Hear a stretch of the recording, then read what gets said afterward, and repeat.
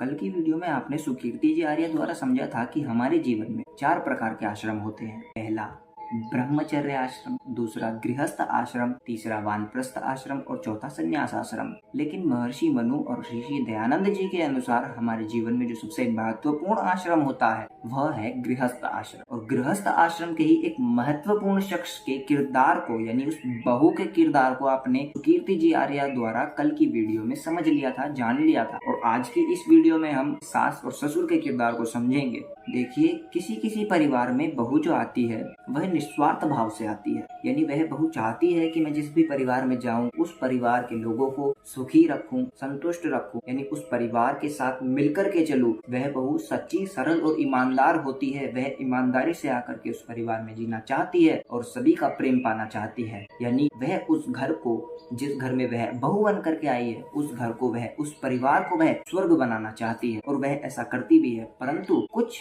लोग उसी के परिवार में, यानी उसी बहू के सास ससुर कह लीजिए या ससुराल वाले कुछ सदस्य ऐसे होते हैं जिनका स्वभाव थोड़ा सा टेढ़ा होता है, जी कुटिल होता है। और वही लोग आई नई नवेली बहू पर, जो उनका हित चाहती है, उस पर अन्याय और अत्याचार करने लगते हैं। वह बहू शुरुआत में तो कुछ दिन या कुछ महीने सब कुछ चुपचाप सहन कर लेती है, परंतु सहन करने की भी एक सीमा होती है। हम मनुष्य है और मनुष्य अल्प शक्तिमान है। हम लोग किसी अन्य व्यक्ति द्वारा किए जाने वाले अन्याय और अत्याचार को ज्यादा दिनों तक सहन नहीं कर पाते, उसका विरोध करते हैं। ऐसा ही किया ठीक उस बहू ने। वह बहू अपने सास ससुर के पास या उस सदस्य के पास गई जिसका स्वभाव थोड़ा सा कुटिल या टेढ़ा था। वह बहू अपने सास ससुर के पास गई, हाथ जोड़ करके विनम्र निवेदन किया कि आप कृपया करके मेरे प्रति अपना व्यवहार थोड़ा सा सुधारे, मुझे इससे परेशानी होती है। परंतु जब वह बहू अपने सास ससुर के पास निवेदन करने गई तो हुआ क्या, वह सास ससुर अपनी बहू पर भड़क उठे और अपना सुधार तो करने से रहे बल्कि उस बहू पर और पहले से भी ज्यादा अन्याय और अत्याचार करने लगे। अब ये जो सब हालात जिन जिन घरों में बने हुए हैं, ऐसे में वह बहू करे क्या? वह बहू अब अपने पति देव के पास जाएगी और प्रश्न करेगी, क्या मैंने इसी दिन के लिए आपसे शादी करी थी कि मैं यहाँ आकर के दुख पाऊं? मैं आपके परिवार की सेवा करती हूँ, आपके परिवार के साथ प्रेम भाव से मिलकर के चलना चाहती हूँ, परंतु फिर भी मुझ पर यहाँ अन्याय और अत्याचार होता है। क्या बताइए, मैं यहाँ दुख पाने के लिए आपसे विवाह करके आई थी? परंतु यह सब सुनकर के पतिदेव कुछ नहीं कहते। बहू कहती है कि मैंने अनेक बार सास ससुर को समझाने का निवेदन किया उनसे कि आप अपना व्यवहार मेरे प्रति थोड़ा सुधारिए, परंतु वह ऐसा नहीं करते, अपितु और भी ज्यादा अन्याय मुझ पर करते हैं। अब ऐसे में आपके पास केवल और केवल 3 रास्ते हैं। और अब वह 3 रास्ते जब बहू बताती है तो कहती है कि सुन लीजिए ध्यान से, यदि आपके पास अब यह 3 रास्ते हैं, नहीं तो मैं अपने मायके चली जाऊंगी। अब वह 3 रास्ते कौन से हैं? पहला, बहू कहती है कि आप अपने माता पिता से निवेदन कीजिए कि वह अपना व्यवहार मेरे प्रति थोड़ा सा सुधारेंगे तो मैं आपके साथ रहूंगी। अब दूसरा, वह कहती है कि या तो आप अपने माता पिता को समझाइए, अन्यथा आप अपने माता पिता से अलग रहिए, तब मैं आपके साथ रहूंगी। और तीसरा जो वो कहती है, ये बहुत महत्वपूर्ण है। उस बहू ने तीसरा रास्ता बताया कि यदि आप अपने माता पिता को भी नहीं समझा सकते तो और उनसे अलग भी नहीं रह सकते तो मैं आपके साथ नहीं रह सकती, मैं अपने मायके चली जाऊंगी, फिर मैं आपके साथ कभी नहीं रहूंगी।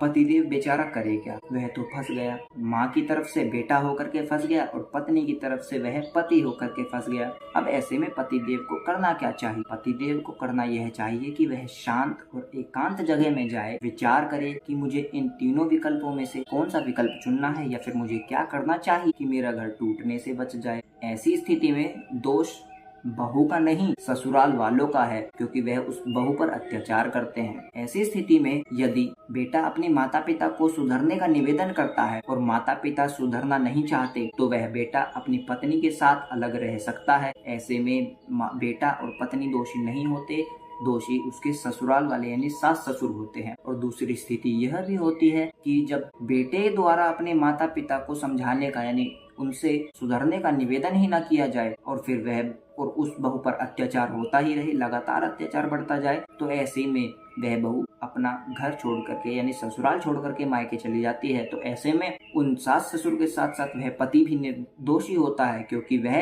अपने माता पिता को सुधरने का निवेदन नहीं करता, यानी वह अपनी, यह उस पति की कायरता ही है जिसके कारण वह अपनी पत्नी को खो बैठता है। यदि वह अपने माता पिता को समझाता, सुधरने का निवेदन करता तो उसकी पत्नी उसके साथ होती, परंतु वह ऐसा नहीं करता, इसलिए वह अपनी पत्नी को खो बैठता है। परंतु ये हालत तो आजकल आम होते जा रहे हैं, ये घर घर की कहानी बनती जा रही है। ऐसे में हमें करना क्या चाहिए जिससे हमारा घर टूटने से बच जाए? अभी कुछ ही दिनों पहले हमारे घर एक भैया आए थे, तो वो अपनी पारिवारिक सिचुएशंस के बारे में जिक्र कर रहे थे, तो मैं उसी जो उन्होंने मुझे बताया मैं वही आपके साथ शेयर कर रहा हूँ। उन्होंने बताया कि भाई मेरी माँ और मेरी पत्नी का रोज झगड़ा रहता है, दोनों रोज झगड़ती रहती हैं, लड़ती रहती है। दोनों को मैं समझा समझा के थक चुका हूँ, दोनों में से मेरी बात मानने के लिए कोई तैयार नहीं है। दोनों को समझाना भी बड़ा मुश्किल है। मैं तंग आ चुका हूँ इस रोज रोज के झगड़े से। हाँ, हालांकि मेरी माँ का स्वभाव थोड़ा सा चंचल है, परंतु अब डिसीजन क्या लिया जाए, महत्वपूर्ण डिसीजन क्या लिया जाए जिससे उनका घर टूटने से बच जाए। तो उन्होंने डिसीजन यह लिया, जो उन्होंने डिसीजन लिया मैं वही आपसे शेयर कर रहा हूँ। उन्होंने बताया कि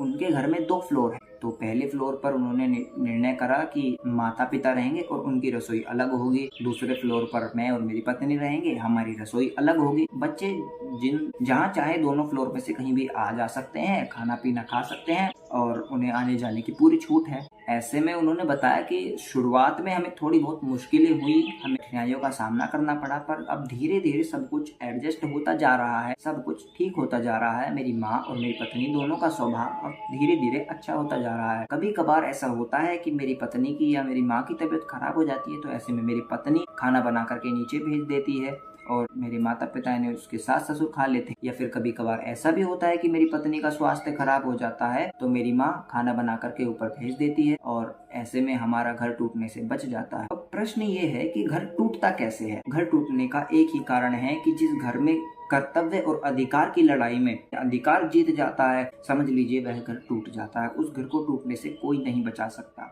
यदि हम अपने घर को टूटने से बचाना चाहते हैं तो हमें कर्तव्य का पक्ष लेना चाहिए। उस अधिकार और कर्तव्य की लड़ाई में कर्तव्य की जीत होनी चाहिए, तभी हमारा घर टूटने से बच पाएगा। और हाँ, ये तो थी सास बहू के झगड़े की बात। इसमें फंस जाता है बेचारा पतिदेव। पतिदेव को ऐसे में करना यह चाहिए कि वह शांत दिमाग से एकांत में जाकर के सोचे कि वह क्या करे, वह किसी एक की तरफदारी न करे। यदि वह किसी एक की तरफदारी करेगा, यदि मान लीजिए वह अपनी पत्नी की तरफदारी करता है, तो माँ कहेगी वह जोर का गुलाम है, और यदि माँ की तरफदारी करता है तो उसकी पत्नी कहेगी ये तो माँ के पल्लू से अभी तक बंधा हुआ है। तो ऐसे में उसे दोनों की गलती का दोनों को एहसास कराना चाहिए और यह बताना चाहिए, उनकी गलती को समझाना चाहिए, जिससे कि उन दोनों को न्याय का पूर्ण एहसास रहे। ऐसे में आप अपना घर टूटने से बचा सकते हैं। और हाँ, बुद्धिमान व्यक्ति वही होता है जो अपने घर को टूटने से बचा ले, न कि घर को टूटने दे। आज की वीडियो में बस इतना ही। धन्यवाद।